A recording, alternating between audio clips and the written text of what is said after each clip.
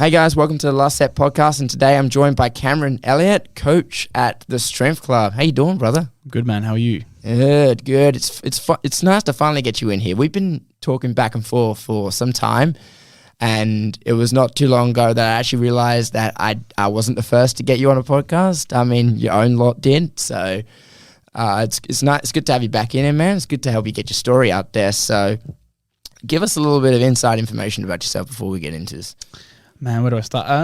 So my name's Cam. I'm 22. I'm a strength coach in Perth at the Strength Club Perth in Osborne Park.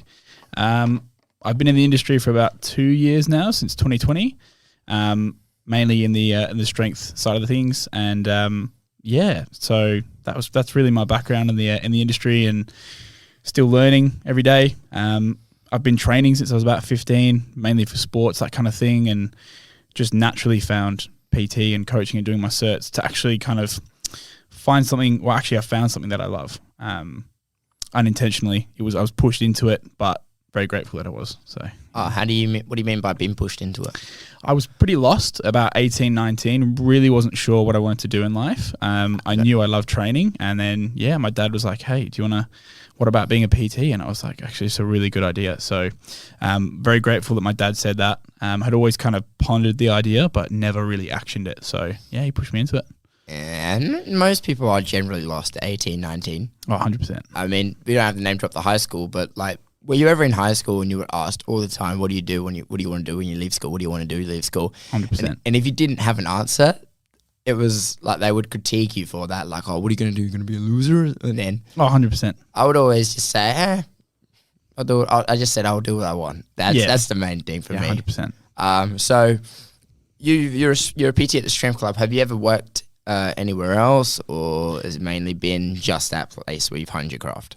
Man, so I started out at a strength gym in South Perth, PPS, good place, had some really good mentors there. That was my first experience in the industry.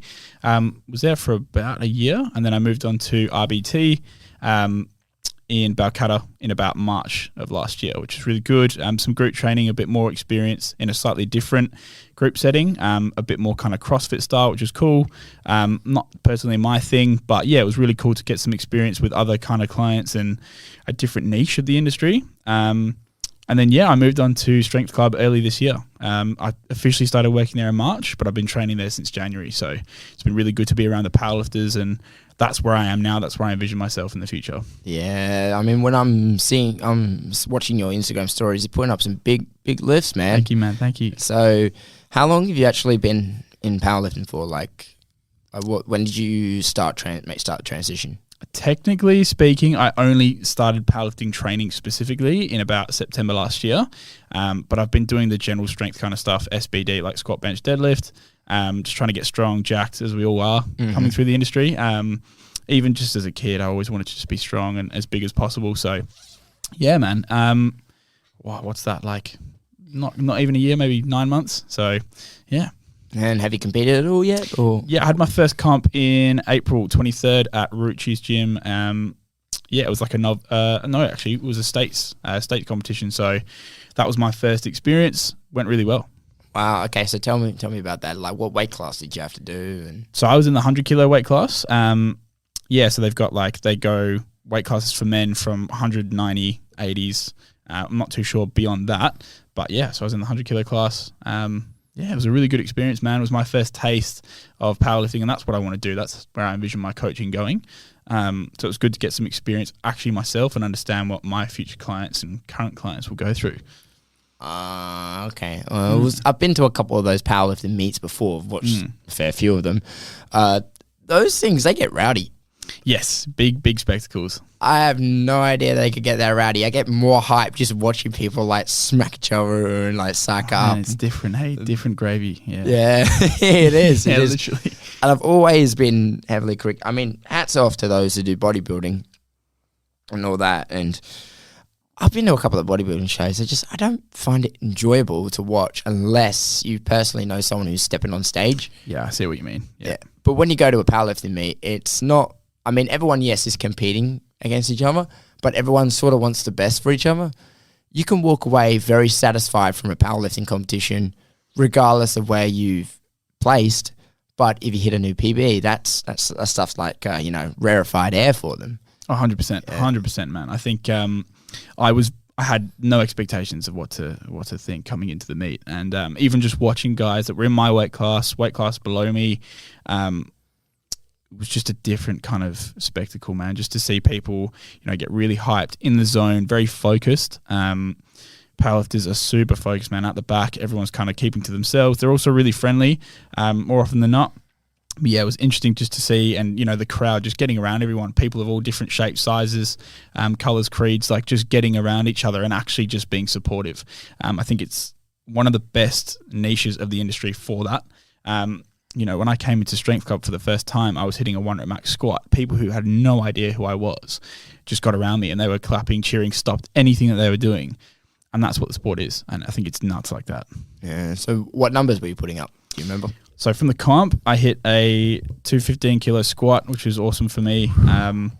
I missed a 117.5 bench, but I also pulled a 250 deadlift. So I was really happy with that. 250 deadlift. So that's 6 plates, roughly?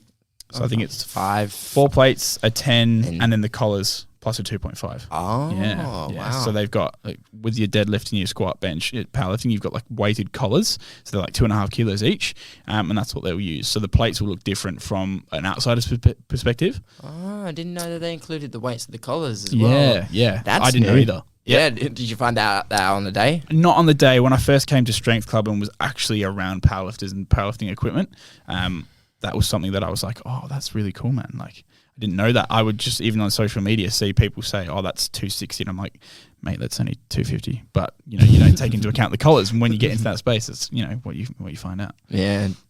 So about this competition, what was this? Was it completely raw? Was there some, was it what do they call multiply and all that, where they add equipment to it? Oh, yeah. So I was competing in a GPC competition. So that's one of the federations in Perth. Okay. So they allow wraps. So you can wear knee wraps. Whereas in the other federations, they'll either be sleeved or you can wear whatever you want. You don't have to wear sleeves. So it's slightly different in that your knee is essentially immobilized in walking, but under weight, it just adds that extra bit of confidence and a lot of tension. It's like a spring. So when you get to the base of that squat, man, it just powers you out. So you can add a lot more weight than you typically would with like a knee sleeve, for example. Okay. So leading up to a competition with knee wraps or knee sleeves? Yeah. So you don't have to compete in the sleeves, in the wrap. Sorry, you can, but you don't have to. So I chose not to because I'd never done it before. And my coach Jacob, he was just like, "Nah, man. Look, I've just taken you on a couple of weeks ago. Let's just keep it to wraps, to sleeves. Sorry, man. I keep getting confused. But so I competed in sleeves, whereas everyone else was in wraps. Okay. Because I was going to ask, what type of training do you have to periodize into a competition if you're doing it with equipment, Look, it's much the same. You just have to be. It's load management's a big one. So with those, especially the squats, really the one that gets. You'll see guys in an equipped setting squat a lot more than they deadlift more often than not. You just have to be really careful with load management. So you've got 20, 40, maybe 50 kilos in your sleeve personal best squat. You've just got to be really careful. So you've got to be recovering properly. It's not really much different to what we would do with sleeves. It's just really about being really, meticulous with your load selection. Yeah. And what would you say was the biggest, going into the competition, what was your biggest strength? Which of the three? Probably my deadlift. I got very long arms, so it really helps with reducing range. I don't actually have to get too far to the floor to actually pull the weight, which is really good. So in terms of leverages, obviously you're just looking for the best levers possible. For deadlifts, they'd call me like a deadlift specialist in a way, in the sense that I've got long arms. That body type is really kind of conducive to a good deadlift. Okay, so since you're on that conversation of ideal body types, then and you believe that you have the ideal body type for a deadlift, what would the ideal body type be for a squat and a bench? Or is there ever such a thing as the ideal for all three? Look, it's not uncommon to be good at all three. It's a lot to do with being able to extend and flex your spine or compress and open up your rib cage, especially when we think about stacking the pelvis, creating this nice neutral spine. That can play into it, especially with bench press. You often see that the guys who are really, really good at bench in powerlifting kind of suffer in their squat and deadlift because they're in that overly extended kind of like kyphotic and lordotic position in the spine. They find it hard to compress and really kind of, take that load with squats and deadlifts, whereas bench is good. And then vice versa, someone like myself, long arms, I'm good at squats and deadlifts. I can really compress my spine, whereas bench press, I can't open up as much. My thoracic spine is pretty locked. I have to do a lot of work to get my bench press better. So there's trade-offs. Oh, I see. So coming into that competition, like, what's the sort of atmosphere? What's the point? What's the community like when it comes to competitions? Is it something that is powerlifting something as common as like a competition like once a month, twice a month, like? I know what you mean. So in terms of frequency per year, look, you've got competitions happening all the time. It's just about whether that federation is hosting a competition. So let's say this year in November, we're hosting a state qualifier at Strength Club. So that'll be awesome. That's an APU state qualifier. So you compete in that. You get the placing that you need. You secure the total of your 3 best lifts, and you can compete in states the year after. There's usually maybe a couple comps a year. I think there's usually maybe 2 to 4 opportunities to qualify for states, just because obviously people coming in from work, all different circumstances, want an opportunity to compete at states. And then if you win states, go to nationals, worlds, that kind of thing. But there's heaps of competitions. So if you're just a spectator, different federations will host like a myriad of different federations, competitions throughout the year. But yeah. Oh, okay. So are the federations the ones that you're mentioning, the APU? Yeah. Is that one of, so are they drug tested or non-drug tested? Some are tested and some are untested. So APU is a tested federation. That's what Strength Club we promote. That's who we are affiliated with. And then, so there's a couple of untested. I'm not too sure on the untested side. So I'm in the tested side of things. Awesome. So I wanted to ask a few things about that, like in the side of tested and untested, like obviously you would test for steroids and that's the main thing. That's the main giver of Q. But is there any other like types of banned substances that you would test for, Robin? Look, there's a lot. I think if you're looking like specifically, you'd look at WADA. I'm not too well versed in all those kind of supplements, but there's definitely a long list of things that, unbeknownst to the common supplement user, they might not know that they're coming into a competition where they can't use that. It's big in sports. Obviously, it's happened quite a few times. Even things like Panadol, you've just got to be careful. Usually, just go and check the WADA website, that kind of thing, just to be safe. Oh, okay. Very nice. So, like, here's the main thing I actually wanted to ask. What is it about powerlifting that you think people find so attractive? Look, for me, I think there comes to a point where training for aesthetics gets very monotonous. You're doing certain types of rep ranges, that kind of thing, certain exercises, and it gets quite stale. You hit a point where you can do as many 4x10s with your dumbbell bench press as you want. You're going to reach these, aesthetic goals, and then you're like, right, well, one of the methods or the modalities to get stronger, to get bigger or stronger, is to get stronger. So if you want to build more muscle, sometimes you've got to spend time getting really, really strong. And I think you look at some of the best bodybuilders to do it, and I'm not an expert in that field by any means, but your Arnolds and Ronnie Coleman, super strong guys. But man, that's how they got there, because they train really hard. They love to train. They really prioritize performance in the gym. And I think for me, growing up, I always wanted to be bigger, just insecurities, that kind of thing.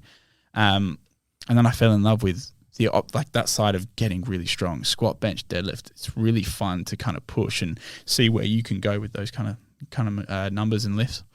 And the part that I find the most attractive from those that I've spoken to is that it takes away from that whole, like, almost, I would say, narcissistic side of the fitness industry, because 100%. With the beautiful thing about powerlifting, it's not something, one, you can fake, and it's something that's purely performance. Yeah. And it's taken away that whole idea of self-image. Yeah. Oh, that's the main thing, because like some of the powerlifters, it's quite typical for them to be quite thick, I would say. Yeah. 100%.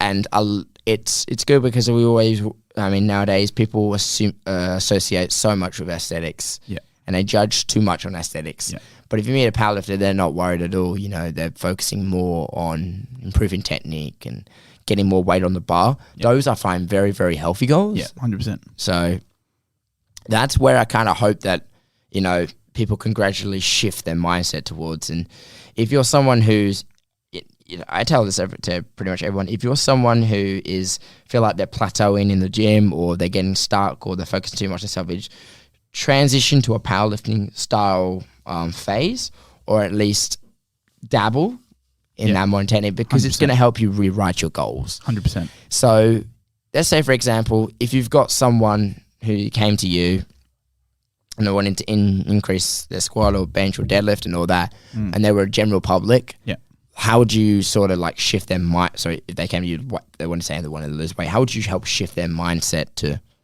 focusing more on performance-based rather than aesthetics? It's very tough. Obviously, there's a lot of psychological things that go into that. Depending on the person, obviously, let's say they're pretty sound. They've just not got a lot of education on why performance is the best way to focus. Thing to focus on. I think if you can tell them, and you can, in a very nice and kind of simple way, phrase it that the performance side of things is what drives hypertrophy. And if you want to get big, you've got to get strong at the same time, and do it in a nice way that they find enjoyable. Man, you're going to set them up for longevity. That's what we're looking for, right? So there's more benefits to just performance. There's more things to strength training other than just getting strong. There's a mindset shift. There's, as you said, a really good point I like is that it helps them to reframe their goals, gives them other things to focus on other than just, because sometimes we slip up. Sometimes we leave the diet for 3 weeks. We eat in a surplus without knowing it. And, you have to take those things on the chin. You've got to, accept them and acknowledge that you've done that. But you can also focus on getting stronger. And sometimes fat loss, especially, can take a lot longer than people think. And if you're just focusing on how you look and not actually on your performance, then it gets really, discouraging. Do you know what I mean? Mm-hmm. And you need to be able to have those other things, other, markers of success to understand that, man, I am still progressing. Might not be losing fat as quickly as I thought. That's about expectation management. But I'm getting really strong, and, my pain's going away, or, I'm able to move better. I'm not sitting, getting up out of my desk chair every day and feeling, man, I'm fucking sore. I feel good. Do you know what I mean? Energy levels increase, all those kind of things. Yeah. Yes. So that's good. That's good to know. What I saw from that is list goals that are one thing I pulled forward. One thing I've used is that focus on goals that are purely anything but in terms of looks. Yeah. Okay. So like, for example, if they had an injury, get them moving better off that injury. 100%. That's the main thing. 100%. And I ask them which things are tasks they find, usually hard. Like some people, have a hard time getting up the stairs. Yeah. They have a hard time, keeping up with their kids. They have a hard time, well, what's another one? Walking the dog or something like that. Picking up a dog, touching toes. All those sorts of things are sort of things you can list. And I'm like, okay, this is something I want you to focus on for the next 6 weeks on getting better at. A main one is actually touching their toes. Because with strength training does come some form of flexibility. 100%. Obviously, we have to stretch and all that to look after the muscles and all. And then we can get into that side later. Yeah. But those are the main things I always help people get away from. And it's always that first 6 weeks. 100%. I always say, and it's because, with the whole concept behind take 6 weeks to build a habit, 2 weeks lose it, or that. Yeah. But I just always feel like once I get someone past that first 6 weeks of training, then their mindset shifts completely. In your time training, have you ever? What would you say was one of the biggest challenges you've had? That's a bit one to think about. But it's a good question. I like that. Have you ever had a really difficult client, or obviously not bagging on that client, but a client where you thought to yourself, okay, this one's going to need a bit of work and all that? Not one specifically. I think what's really difficult is when you get people who, have really poor self-image and they got really low confidence. I think it's a challenge, but it's a really welcome challenge, to be honest with you. I've got a lot of people coming on potentially in the coming weeks who are, like, Cam, I don't know what to do about nutrition. I don't understand it. I think there's, they've done all these crash diets, all these different really extreme, methods to actually get where they want to be, but they don't understand that, right? And a lot of it comes from education, but a lot of it is just they've had really bad experiences with coaches, and they've got misinformation. There's so much in the industry, which is really terrible. You can tell me about that. You know that. But which sucks. And that's, that's really hard to deal with. I think that's one of the biggest challenges. That's probably one of the things that I find most challenging. But I love it. I love the satisfaction of being able to teach someone to love their body, to love training, to love food, and like to see them go and get a burger. You know what I mean? And not feel guilty and be like, man, that was so good. I'm like, yeah, that's fucking awesome, man. Like, you've just enjoyed that entire meal, and then they'll do that weekly. And that's, something that's like a release for them, because food's emotional, you know what I mean? Or training's emotional. Their bodies are like, they attach emotions to it. So it's really satisfying, yet also challenging to have people like that. Yeah, when you talk about people struggling with like self-image, in your experience, do you find it associates mainly more to men or females? Oh, it's pretty female dominant, I'd say. I agree. But man, there's some guys who have got some pretty bad self confidence, and again, it's just about encouragement as a coach, being there as a friend and like a confidant, and just being like, hey man, you can talk to me about that, but let's help you, enjoy it. You know what I mean? That's the main. Well, what I tell them as well is, when they don't, is that they see something in themselves that they don't like, and obviously that person has it, so they have one or two responses, I believe. They will say, oh, if that person has it, why can't I have it? Yeah. And the second response I say is, okay, if that person can have it, then so can I. Yeah, and definitely. Then one of the two ways will dictate how they respond. So after that, and for me, mainly I focus on training with guys. Yeah. Now, the reason why I always focus on training with guys is because, one, as a guy myself, I'm 23, I kind of understand how boys think, because that's how I think as well. Yeah, so definitely. that's why I've always had that as one of my niches. Yeah. Of course, I help train women as well, but mainly men, because I feel like also for now, they're in this society, if we want to get political, I don't think there's ever been more of a time now for men ever had to get, if not one, just obviously they want to get bigger and stronger, but just to at least get healthy. Yeah. Because now I feel like men are more than ever struggling when it comes to getting healthy nowadays. 100%. Yeah, I agree with that. I actually had a doctor that I spoke to who's obviously in UWA, studying UWA, and they're doing they had like this massive consensus of like men's testosterone levels over the years. Yeah. And lately it's like rapidly declining. Yeah, I know. It's nuts. And then I was just like, oh, okay, well, how? And it was so ironic when I told her this, when she told me this as well, because we were in the gym. It's like, okay, well, if you could give them one tip, all right? It's so hard to put a pin on everything, but if you can narrow it down to just one thing to help boost testosterone, training. Yeah, it's the number one. It's just, Facts. It's like that number. It's like she said it like it was the most obvious answer in the world, but yet no one does it, and it's just. And it also comes down to the association with working as well. And nowadays, I do feel like we're generally becoming more and more lazier. Yeah, especially for guys as well. And then again, there's a whole other reasons to get into it. But the one thing I actually wanted to point out now. Sorry, this mic's shit. So. Anyway, time that. Anyway, as one thing I wanted to get into right now for you specifically, as we talked about misinformation. Yeah, definitely. As a power lifter yourself, like, what's some things that you believe people are mainly misinformed about when it comes to powerlifting? A lot of it is like just having to train so balls to the wall every session that you feel like you're completely wrecked. I think that's very ever present in a lot of niches of the industry. I think it's quite a general topic, but it's quite specific in powerlifting. Just thinking that you have to, especially kids who look up to powerlifters, but you'll see them at your commercial gym kind of maxing out on the bench every time, maxing deadlifts, maxing squats, where they've got really low frequency of squat, bench, deadlift training, and they kind of go in. That's all they do, maybe some arms, and that's about it. They'll max out every week.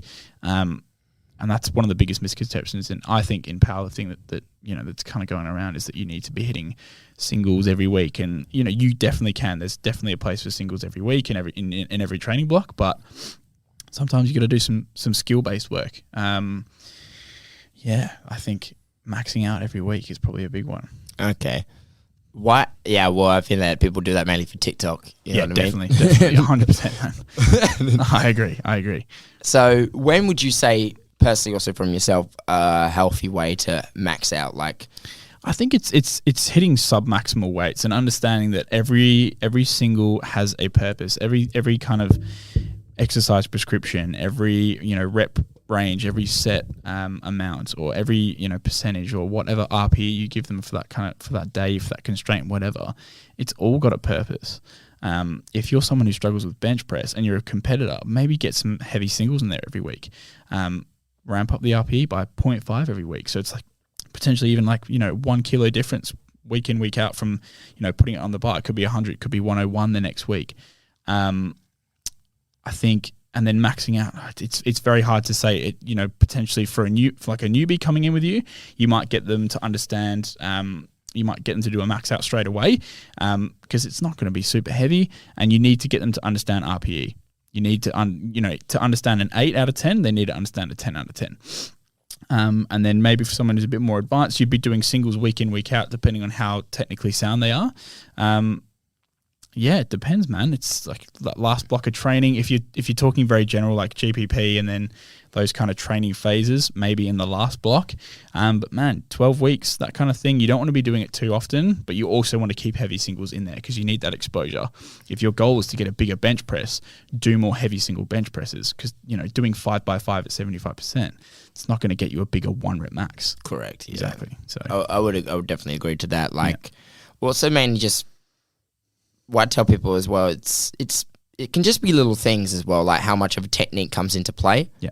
And sometimes the hardest thing for people to do just to progress is to just admit that they don't know everything. Yeah. And then find someone, who does have their sort of stuff like nailed down. Yeah. Definitely. And then just get them to give you like some little bit of advice, like 100%. I mean, because at the end of the day, if you want to grow the community with anything that you do, I would say more cooperation means better. Yeah, definitely. So 100%, man. Like reaching out to a coach or just reaching out to someone who you might be quite more knowledgeable would help you out. Yeah. So that's now also the next part I wanted to turn into. Yeah, go on. So let's talk about first my personal favorite thing, obviously bench. Yeah, what I mean? Love it. So the first question I wanted to ask you was how often do you cycle between bars? Do you do any work with specialty bars or? Oh, interesting. You're talking Swiss bars, that kind of thing? Yeah. Look, personally, I don't use it very often. I think there's a time and a place for sure. A lot of it's to do with injury management. So let's say take it away from the bench press. A really easy one's a safety bar squat. You'd use a safety bar if they've got shoulder issues, right? Something like that. If they're going through nerve damage or they've got rotator cuff issues, you'd put them on a safety bar. If you want to pull them away from the barbell but still get them doing a horizontal press, give them a dumbbell bench press. It's super, super key, important to, add that range of motion in there, really start to overload the pecs, grow some tissue in that area in order to come back and for your bench press to be better. You can also use an incline dumbbell bench press to help them open up their rib cage and really teach them to kind of press their neck back into the bench, that kind of thing. That's very skill-based work. Mm-hmm. Even a Swiss bar, you could look at the neutral grip that it offers. Obviously differing widths of shoulders and, arm lengths are really, really important in that kind of thing. If they've got wrist issues, putting them in a more neutral, semi-neutral position, really, really helpful. So I think it's very case dependent. A lot of this stuff in coaching these days is case by case. Yeah. You've got to really kind of unpack what's going on with them rather than give this kind of general rule. Do you know what I mean? But yeah, 100% time and a place for it. Yeah, because personally myself, I've always, because you mentioned the Swiss bar, always been a massive fan of it. Yeah.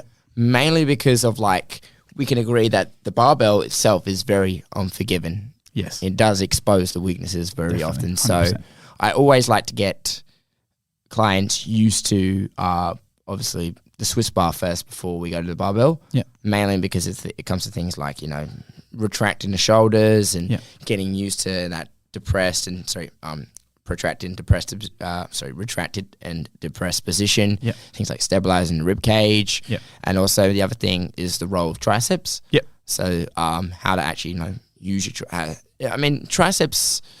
Or personally, I'll ask you as a powerlifter. Yeah. Do you believe that triceps has much of a role when it comes to the bench? 100%. Yeah. 100%. I think a lot of the times in that final third, if they struggle with their lockout, more often than it's triceps. It could be elbow positioning as well, inducing external versus internal rotation. Mm-hmm. I think triceps are really, really key. It's one of those things that if you've got someone who kind of can get off their chest really well, usually they've got a really well developed set of pecs, that's fine. What it usually is that lockout will be triceps. So doing a lot of single arm work, a lot of push downs, a lot of skull crushes, that kind of thing under different kind of overhead positions. Yeah, all that kind of stuff. Triceps are a big key in the bench press. Awesome. Now, the next part I actually wanted to ask was like, you mentioned the safety squat bars. Yeah. Wouldn't the safety squat at all have any role in helping producing, helping out with, would you ever do like heavy singles with a safety squat bar? 100%, man. Again, if you've got like a client, let's say they do really close to a powerlifting meet, they do a shoulder injury or they get some nerve pain, something like that.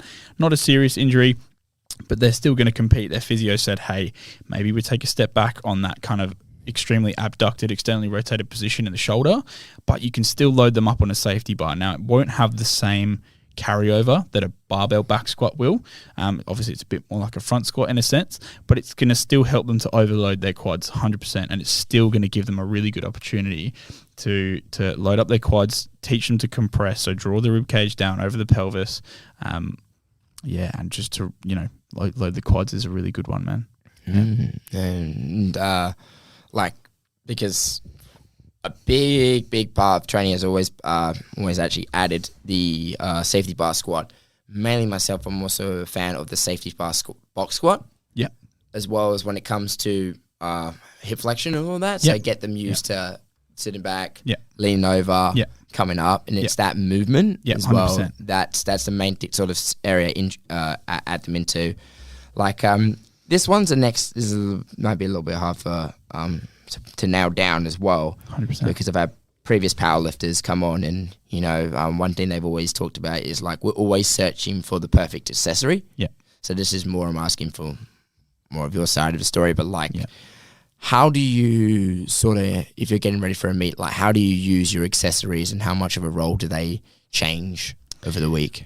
A really good quote I heard is that, I'll be paraphrasing here, but any accessory will do a very similar job. It's about the way that you phrase the reason why you give it to them. So you could give someone a foam roller barbell RDL to help strengthen their adductor group. So you'd put a foam roller between their knees, teach them to squeeze in. So they're really trying to like keep their knees from pushing out on the deadlift. But also you could teach them to use that. And another constraint you could put on that would be to teach them to flex. So to kind of hunch over the lumbar spine. If they work really hard in extension, let's say someone who's got a really lordotic curve in their lumbar spine, so kind of sticks out like that Instagram duck bum. But you could also give them a dumbbell Spanish squat, where again, you're teaching them to compress, draw the ribs down. You can give different exercises that are completely different, and you can give them the same constraints or even a slightly different constraint. It's about the way you phrase it. You can take the same thing with two different clients and use it for two different reasons. You know what I mean? I think accessories they can be specific, but it's also about how you word it to the client. Okay. More than anything. Sorry, just cycling back to the foam roller RDL. I've never ever seen or heard of that, something like that. Tell me about send you that. a video of me doing it. So essentially the way that I would set up, there's heaps of different constraints like heels up, heels down, all different kind of things. So for myself, on my deadlift, one of my struggles is one of my knees likes to push out. Now, for the hips to extend or to create hip extension, your femur has to be in internal rotation. So you can't be pushing or like jacking your femur externally. You can't be turning your knees out. Oh, cool. So for the people who are listening and don't know anything about that, can you explain why that's the case?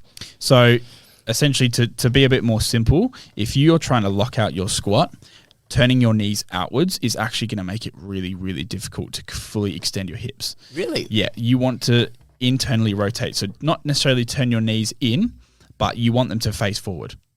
Wow. This is I know it's a very different perspective on squatting. That is, because it's quite taught basically, you see a lot of personal trainers do it as well. Yeah. For the safety of it, to always externally rotate their feet. Yeah. Push their knees out. The feet is fine. It depends on the person. A lot of the times it's to do with length, wider versus shorter and like narrower stance. Depends on, like the femur length, the fibula length. But in terms of the femur itself and eliciting hip extension, you have to internally rotate your femur. It has to move inwards. You can try it, stand up, jack your feet all the way out, turn your knees as wide as possible. You'll feel a lot of restriction in your hips trying to extend. Bring them right in, and you won't find any issue there. So that's not to say that sumo deadlifts versus conventional deadlifts are, different and that you can't extend your hips. Different skill, different conversation entirely. But yeah, when you see, I think this stems from this kind of turn your feet out, turn your knees out. It stems from this conversation of overcorrection.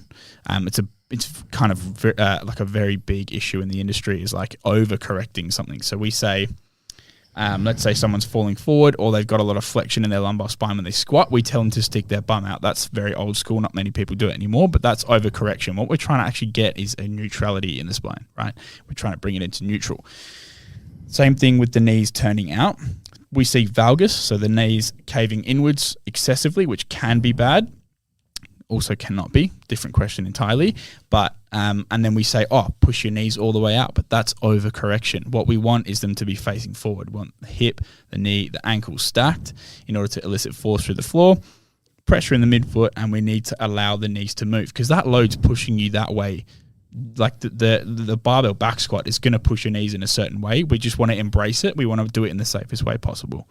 So jacking your knees out is an overcorrection of valgus, if that makes sense. Oh, okay. Well, that's something new I learned. Interesting perspective, yeah. Yeah, because, not even that, but generally when you see squatters as well, particularly quad squatters, they always turn their feet out. I know what you mean, 100%. Yeah.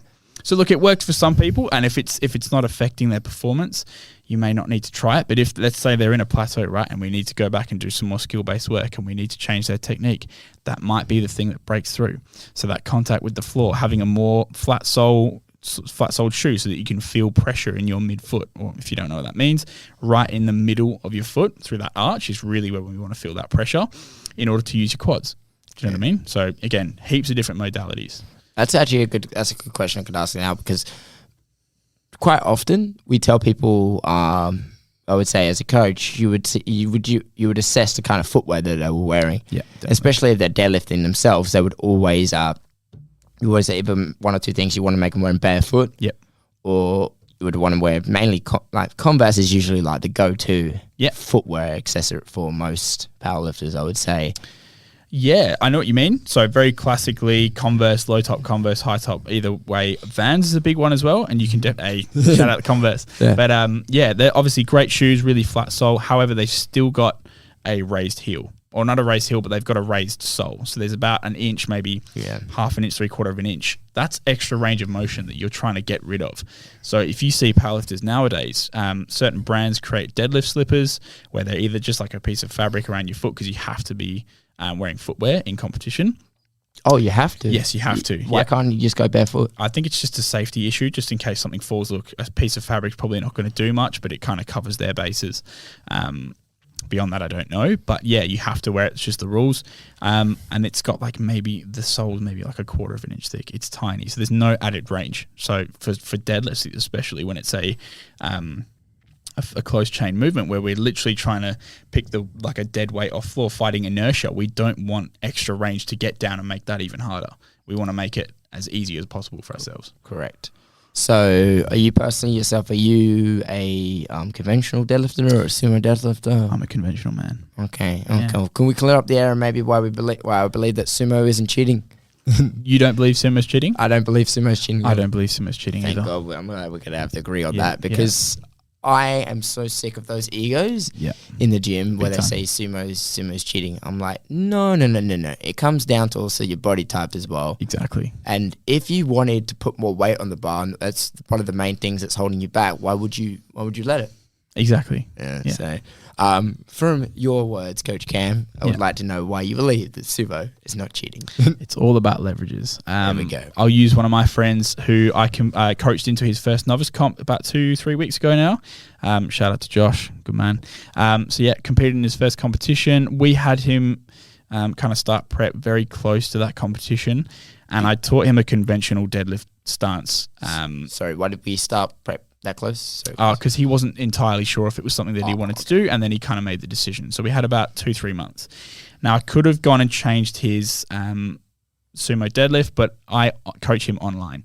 So it's really tough to get in and actually see him because there's a lot of technical movement work that we have to do as coaches with our clients, right? It's much easier to do in person than it is to cue by texting, video call, all these different modes. So do you like get on Zoom? Yeah, exactly. Yeah, do you know what I mean? Your face on the screen while you're watching it. Yeah, 100%. So with him, I said, look, man, we're just going to run you with conventional for now. The reason why we switched him over to sumo now is that his fibia, so his shins, are much longer than his femur, whereas he's got a long body and shorter arms. So his leverages suit sumo better. He finds it really hard to generate tension in his quads off the floor, being a little bit shorter and having those shorter leverages in his femurs, so his thigh bone. He finds it really hard to get to the floor, and sometimes it can cause him some, discomfort in his back. Not injuries, but it just doesn't feel quite right for him. So put him in a sumo stance, and bang, looks awesome. And you can judge a lot of this stuff by the way somebody looks in that position, because it's not hard to spread your feet out a bit wider, just to even as a Gen Pop client to see how they look in a sumo stance. But yeah, it comes down to leverages, man. Yeah, good. Yeah. Right. Hope you're listening, TikTokers. Yeah, listen up, guys. That's the other thing. When it comes to that sort of stuff, like people so critique each other's techniques so quickly and all that. Like that's the other thing. I mean, do you ever go on my Instagram, or sometimes mainly it's TikTok as well, obviously because I saw it a lot this morning. But someone hits a lift and they'll just say, oh, it doesn't count because you do sumo and all that. Man, I'm not a fan. I'm not a fan of that. I wonder where that whole mindset just came from. I think it's insecurity, to be honest with you. I think, especially with females in bench press, and then sumo deadlifting, obviously we've just covered, but bench press is a big one. So, creating an arch in the spine. People think that because you've created such a big arch that it makes it so easy. I'd like to see a lot of the people who critique these guys bench pressing 220, 230, 240 at really light body weights try and even hold that weight over their chest. It is huge weights. They've still got that strength even to get into that position. It comes from insecurity and jealousy that they can't do that. And that's okay. I understand that. You just got to treat these people with kindness. But especially in powerlifting, it's a case of don't hate the player, hate the game, man. That is just them exercising their right to, find loopholes in the rules. It's not even a loophole. You can maximize your leverages as much as possible. It is up to you to do that. It's almost for some of these people unsafe not to. If they've got this extremely, flexible spine, why would you not do that? It's going to put you in a disadvantageous position, and it's just going to harm your chances of getting that lift. It makes no sense. Well, you see those outlines. It's quite impressive, how much of a curve. 100%, man. 100%. The things that could pass huge through that gap. Oh, I agree. Yeah, so I gotta give it to them. But mainly you see it more with women than men, because women are more naturally flexible because of their anatomy compared to men. Yeah. So, even to get into that arch for the first time as a man, I was like, dude, you don't understand. That's a skill. It is. On its own. It is. The next thing I kind of wanted to ask you was because we've talked about leverages. Yeah. We've talked about, anatomy and all that. Yeah. So, moving on to squat, the main thing also, like conventional and sumo, you've got people who are what they call hip squatters. You've got people that are quad squatters. Is that entirely up to anatomy, or is that mainly just what they find more comfortable? So I would just want to clarify what you mean, a wider stance versus... Yes. Okay.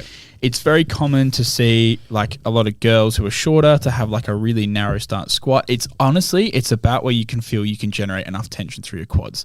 Especially in powerlifting, it's very common, or most of the time people are going to low bar squat. So the bar sits slightly lower down in the back, kind of across your rear delts.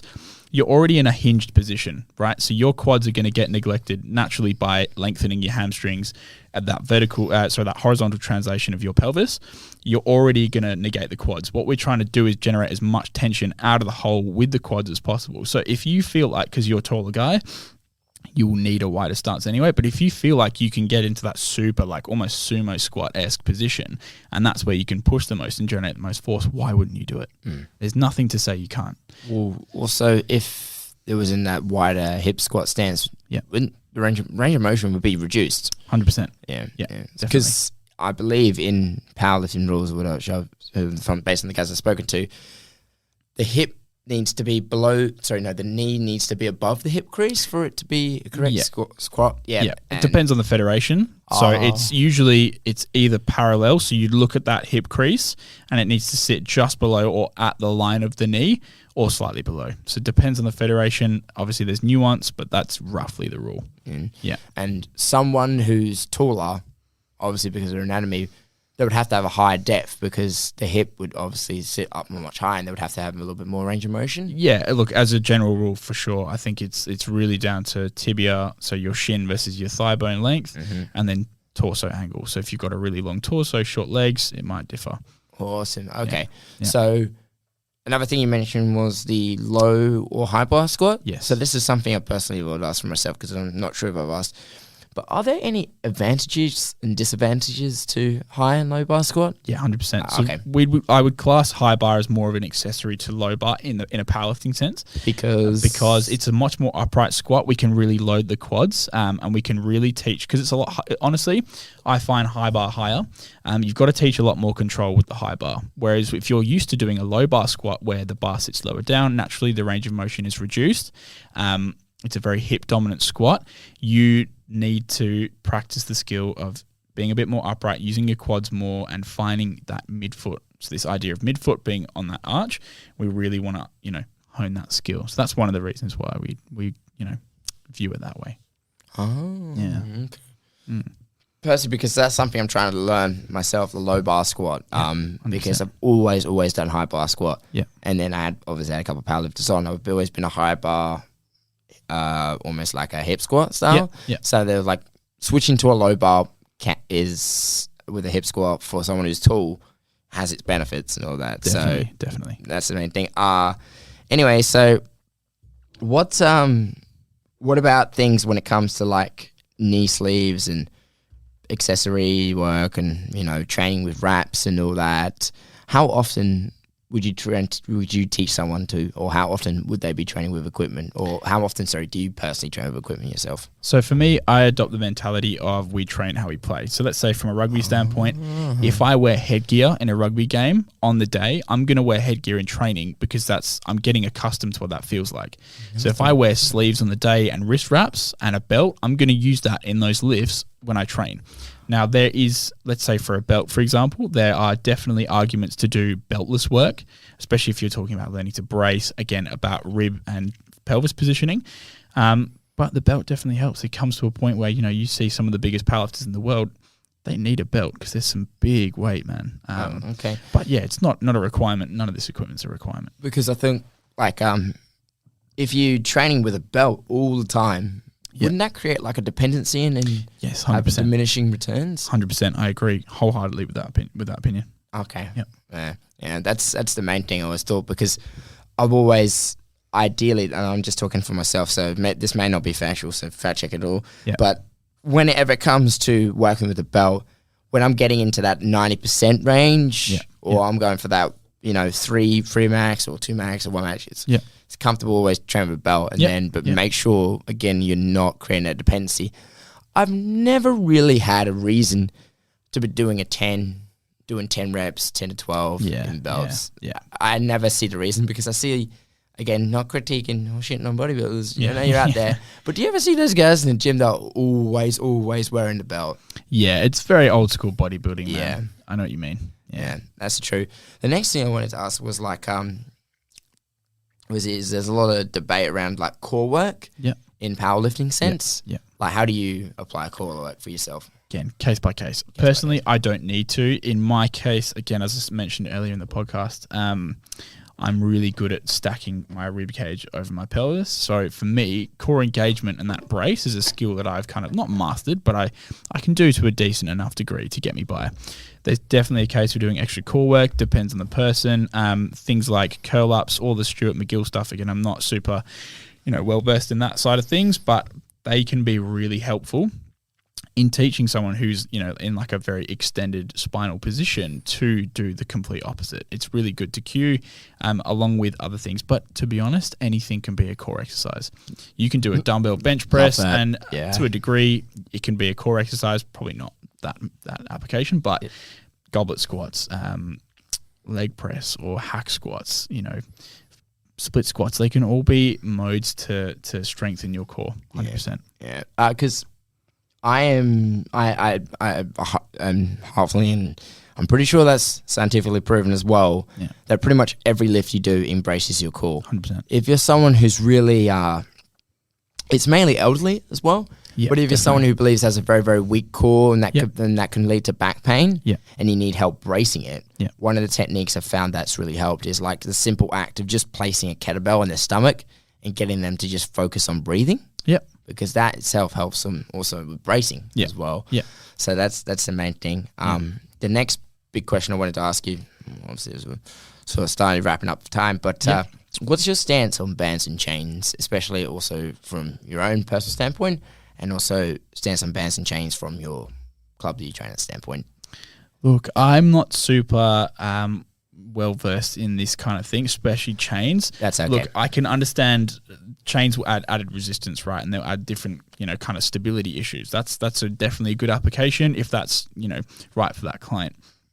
Bands, again, let's say I'm doing something like a dumbbell Spanish squat, really good to wrap a band around the back of my knees, really just focus on midfoot pressure, really compressing that rib cage, and then, just finding my feet and using my quads. Definitely good applications, especially for warm-ups as well. If you require, let's say, lat work, lat stability work for bench press, it could be good to cue you, to use your lats, whatever mode it could be. I think I'm all for it if it's for the client, for that client. I see. And personally, do you ever use bands or chains in your training? Chains is not something I've used before. It definitely would be something I try 100%, just to see what it's like. But bands definitely have used a lot, not necessarily in like direct training exercises, but in warm-ups, cool downs, that kind of thing, and teaching different positions for people. 100% bands have a good application. Oh, okay. So have you ever done any like speed benching or? I've not, no. I've seen it and it's a very big, so I've got some qualifications in strength and conditioning as well as powerlifting. In that S&C side of things, like for sports applications, like, speed squats, speed bench, that kind of stuff, definitely bands helpful. Oh, so you haven't applied it? Or Not for me personally. Really? No. Yeah. Wow. Okay. Definitely something I would do though. Yeah. Because it's become quite popular again, and I see it quite often now. Yeah. And I feel like a lot of it was because of West Side Barbell. Yeah. I know what you mean, man. Because I mean, we've seen. Have you seen the documentary on Netflix about West Side Barbell? I think I've seen parts of it. Definitely seen excerpts on the internet before. Yeah. I'd highly recommend it. It's really good. Yeah. And then what happened was, I spoke with powerlifters, like after that whole Netflix documentary came out, there was a massive argument in the powerlifting world with the actual credibility of bands and chains. Yeah. So that's obviously a conversation for another day. 100%. Anyway, Cam, thank you very much, man. I appreciate having you on. Thank you for having me. If anyone in my audience wants to find you, man, where can they follow you or find you? Big one, Instagram. So it's at CoachCam_PL or at Strength Club Perth.